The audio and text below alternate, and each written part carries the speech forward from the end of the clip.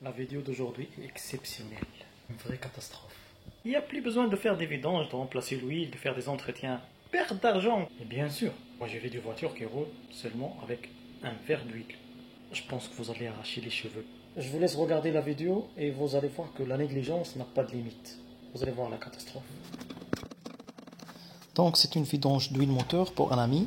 Tout est prévu, tout est préparé, clé 24, un récipient de 5 litres pour récupérer l'huile. Voilà. Lorsqu'on a dévissé le ballon de carter d'huile, on s'attendait à avoir un volume d'huile qui fait 3 litres, 4 litres, ça dépend le volume de carter. Voilà. Et là, vous allez voir la première surprise, c'est que j'ai bloqué le ballon comme ça, en pensant que je vais récupérer un volume d'huile, voilà, un grand débit. Et là, c'est ça la première surprise. Vous voyez, voilà. Parce que je pense qu'un débit comme ça ne va pas donner 3 litres, bien 4 litres, même pas 1 litre. Même pas 1 litre dans le 1 litre d'huile. Et là, vous voyez bien qu'on était en train de chercher la cause. Pourquoi? Qu'est-ce qui empêche l'huile de descendre? Première chose, on a ouvert le bouchon de la culasse par-dessus.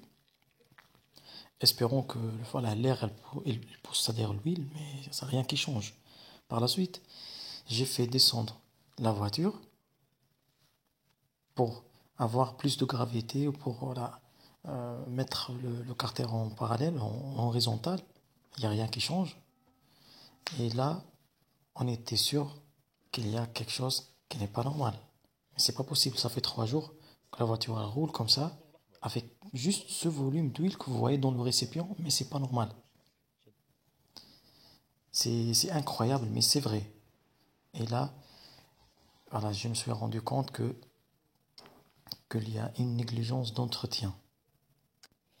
Et le plus catastrophique, c'est qu'il y avait, c'est-à-dire plusieurs signaux d'alerte. Première chose, il y avait une surchauffe du moteur, le témoin de température. Il y avait un voyant de niveau d'huile qui s'allume à chaque fois. Et à chaque fois, le propriétaire est juste, il s'arrête voilà, pour arrêter le moteur et pour refroidir avant de repartir. C'est la seule chose qu'il faisait. Mais c'est vraiment le top de la négligence pour moi. Donc, euh, voilà, pour avancer, c'est-à-dire on a remplacé le filtre à huile, voilà, pour continuer la vidange. Donc la question, c'est quoi ce moteur qui supportait, c'est-à-dire toutes ces contraintes avec ce manque d'huile? Normalement, il y a plus d'huile, c'est-à-dire il tournait sans huile. C'est quoi ce moteur qui, qui, qui pouvait résister, c'est-à-dire à toutes ces contraintes? C'est ce qu'on va découvrir, c'est-à-dire à la fin. Mais bon, pour l'instant, ce qu'on va faire, c'est juste on va remplacer l'huile et on verra ensemble le résultat. La deuxième surprise. Voilà. Parce que honnêtement, si ce moteur arrivera à démarrer encore une fois sans problème et rouler sans problème, là on pourra dire que c'est un moteur vraiment costaud. Costaud de chez costaud. Parce que c'est pas normal. La première chose qui fait la lubrification, le refroidissement du moteur, c'est l'huile. Comment est tourné sans huile? Donc je reviens un peu sur les consignes de remplacement des filtres à huile. Il faut juste graisser le joint torique avant de monter le filtre. Et n'oubliez pas de remplir le filtre avant de le remettre. Il vaut mieux de remplir le maximum, c'est-à-dire le filtre, pour que le filtre absorbe le maximum d'huile avant de remettre. Et comme ça, vous gagnez d'espace avant de démarrer le moteur et la pompe à huile, quoi. C'est ça. Ça, c'est très recommandé. Comme ça, vous évitez la rotation de moteur à sec. Donc, on remet le filtre en place, bien sûr en nettoyant l'emplacement de filtre. Et dans ce type de filtre, on va juste serrer à la main et par la suite, on doit compléter 3 quarts de tour à l'aide de clé à filtre. C'est ça les consignes qui sont renseignées et écrites sur le filtre. Il ne faut pas trop forcer, sinon, la prochaine fois, vous n'arriverez plus, c'est-à-dire à l'ouvrir. C'est ça. C'est juste 3 quarts de tour à l'aide de clé à filtre. Pas plus.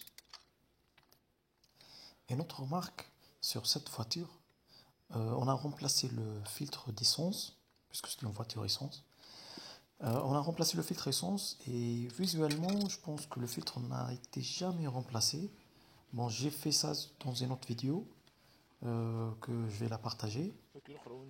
Et ce que j'ai compris, c'est que le manque des entretiens et tout, à mon avis, c'est ce qui a causé, c'est-à-dire la consommation excessive de l'huile.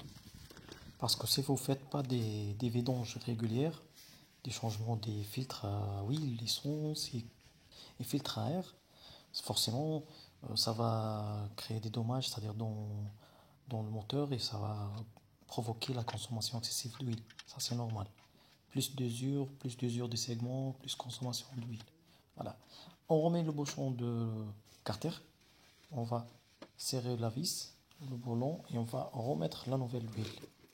Notre premier objectif pour l'instant, c'est d'arriver à démarrer le moteur sans problème, sans surprise. Donc on serre le boulon de carter. Là, j'ai pas utilisé une clé dynamo parce que voilà, je l'ai serré par expérience. Normalement, c'est 20 Nm, 25. Donc il ne faut pas trop forcer sur le boulon parce que sur d'autres carters, ils sont en fonte. Ça, c'est en acier, d'accord? C'est métallique. Les autres, il y a des carters en fonte ou bien en aluminium. Il faut éviter de trop forcer, sinon vous risquez de bouffer le filetage. Voilà, ça c'est la chose la plus importante. Et là, lorsque vous serrez avec un cliquet, évitez de serrer avec une seule main. Il faut caler avec une main la tête de la douille, c'est-à-dire, et serrer par l'autre pour faire un équilibre. Donc là, on remplit la nouvelle huile, d'accord? Là, on a mis 3 litres et on va vérifier le niveau avec la jauge d'huile. Au départ, essayez toujours de mettre un peu moins de la quantité recommandée. On va regarder maintenant le niveau d'huile sur la jauge. Voilà, on est presque au maxi, mais il ne faut pas oublier que lors du premier démarrage, le niveau il va baisser encore. D'accord, on saura se dire au milieu, entre le maxi et le mini, puisque l'huile elle va remplir les vides dans le circuit, dans le filtre à huile aussi. Et on arrive maintenant à notre test. On va démarrer le moteur.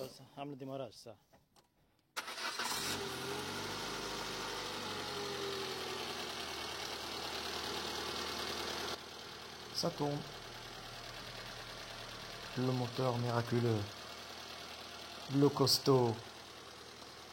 Moi, j'arrive pas à croire, franchement, comment ce moteur est tourné dans 100 000. Il arrive à démarrer encore une fois. Il n'a pas coulé. Il n'a pas bloqué. À votre avis, c'est quoi le moteur? C'est quoi cette voiture? C'est quoi le modèle? Le moteur miraculeux qui tourne sans huile? Laissez-moi des commentaires. À très bientôt.